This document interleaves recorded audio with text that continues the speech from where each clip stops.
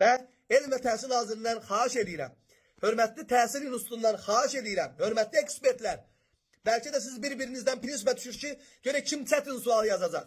Amma siz unutmayın ki, müəllim o qədər işin içərisində bugün Azərbaycan müəlliminin böyük əksəriyyəti xanım müəllimlərdir. Bəy müəllimlər artıq demək olar ki, kiçik sahədə olan müəllimlər demək olar ki, məktəbdən uzaqlaşırlar, qaçırlar o yazı, pozu işlərindən.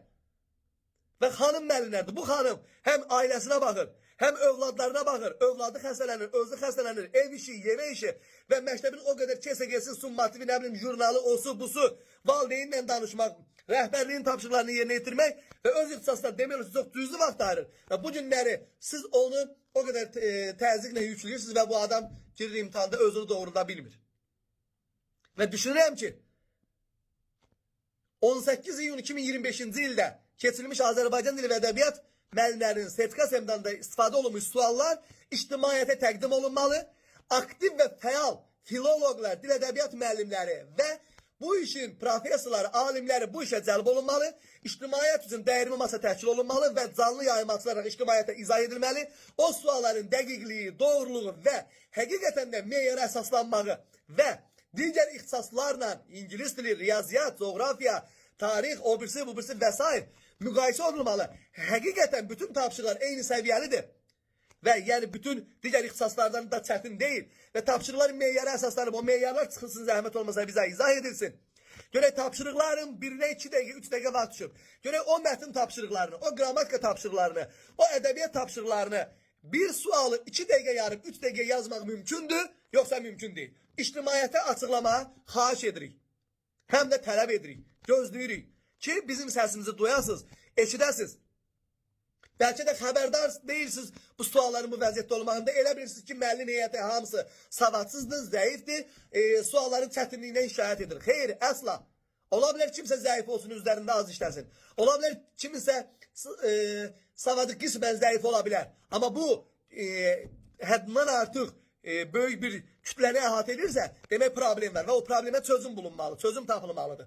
Və mən İnanıram ki, müəllimlərin işə qəbul imtahanında dil ədəbiyyatı müəllimlərinə qarşı bu haqsızlıq olmayacaq.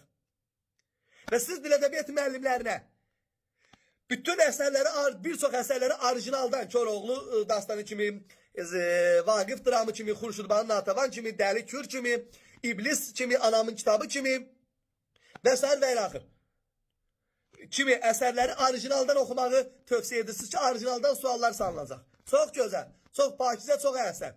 Ədəbiyyatdan müəllimlərin işə qəbul imtahanında 15 sual düşür. 15 suala qarşı bu qədər proqramı müəllimə yükləmək və cəmsi 15 mövzudan sual istifadə eləmək və orijinaldan oxutmaq və daha çox da çaşdırıcı məqamlarla müəllimləri oxşar əsərləri bir yanaşı qoyub müqayisə edib yalnız birinə aiddir, hər ikisinə aiddir, heç birisinə aid deyil.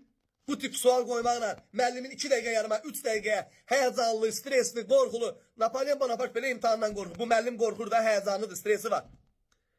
Ailəsinin yanında üzağı olmalıdır, şagirdlərin yanında üzağı olmalıdır, müəllim yoldaşların yanında üzağı olmalıdır, rəhbərliyin yanında üzağı olmalıdır. Bu həm anadır, bu həm atadır, ev işləri var, övladların problemləri var, evdəki çatışmazlıqlar var və onları da həll etməlidir. Xahiş edirəm mən bu barədə hər kəsdən. Kim ki bu barədə məsul şəxsdir, mənim xahişimi yerinə yetirsinlər. Bu təkcə mənim yox, mən bir çox müəllimin səsini çatdırıram və mənim müəllim yoldaşlarım da aktiv müəllim heyəti də bir çoxu bu barədə video çəkərək, video müraciətlə xahiş ediblər.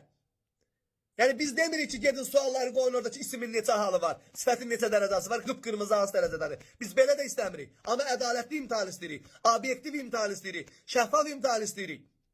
Müəllimlərin işə qəbul imtahanında 100 baldan 90 bal toplayan adam 3 yıl sonra gəlir, sertifikasiya imtahanında 32 bal toplayır. Belə çıxır ki, bu imtahan etibarlıq prinsipi pozulub. Bu müəllim 3 il ərzində məktəbdə savadsızlaşdı, nə işlə məşğul oldu? Niyə o müəllimin işi araşdırılmadı? Müəllimin dərsində, açıq dərslərində iştirak edilməli. O müəllim öz üzərində necə işləyir, necə dərs keçir? Dərs keçən müəllim, öz üzərində işləyən müəllim necə 3 il ərzində bu qədər zəifləyə bilər? Bunu da araşdırağın, bunu da üzə çıxardağın və xahiş edirəm, imtahan sualları ictimaiyyətə açıqlansın. Təkcə cavab kartı ilə birgə vermək yox. Həmin ekspertlər çıxsın canlı yayımda. Bizim kimi aktiv müəllimlərin, iştirak etmək istəyən müəllimlərin iştirakı ilə izah edilsin suallar. Baxaq görək, həmin sualları, 50 sualı, həmin verilən vaxtda izah edilə biləcək yoxsa yox? Və metodika suallarla düşünürəm ki, mən razıyam. Metodika sualları da istəyirəm ictimaiyyətə açıqlansın, cavablar analiz olunsun, qoy növbəti imtahanlara girəcək müəllimlər öyrənsinlər, inkişaf eləsinlər. Hər kəsdən mən dönə-dönə xahiş edirəm. Bu məsələni diqqətdə saxlayaq, bu məsələni gündəmdə saxlayaq, bu məsələni gündəm xatirinə yox, danışdığım xatirinə yox, problemi həqiqi, realistik həll etmək xatirinə addımlar ataq. İnanıram ki, bu problem müəllimlər işə qəbul imtahanında olmayacaq. Ekspertlər bir-birinə yarışa girməyəcək ki, görək kimin sualını yaza bilməyəcəklər. Çətin sual yazmaq asandır. Mən kitabı qarşıma qoyub çox gözəl suallar tərtib edə bilərəm. Amma kitab qabağımda olmadan o suala həyəcanlı formada cavab verə bilirəmmi? Məsələ budur. Gəlin empatiya qurağın, gəlin bir-birimizi anlayalım. Biz yad ölkəli vətəndaşı deyilik. Hər birimiz Azərbaycanlıyıq. Azərbaycana xidmət edirik, şəxsiyyət yetişdiririk, şagird yetişdiririk və gördüyümüz işlərdə fəxr edirik. Bizi həvəsdən salmayın. Bizim ümidimizi söndürməyin. Bizim kimi gənclərə dəstək olmaq lazımdır. Gənc müəllimlərə kömək olmaq lazımdır. Müəllimliyin etibarını yüksəltmək lazımdır. Müəllimliyin etibarını sındırmaq, aşağı salmaq lazım deyil.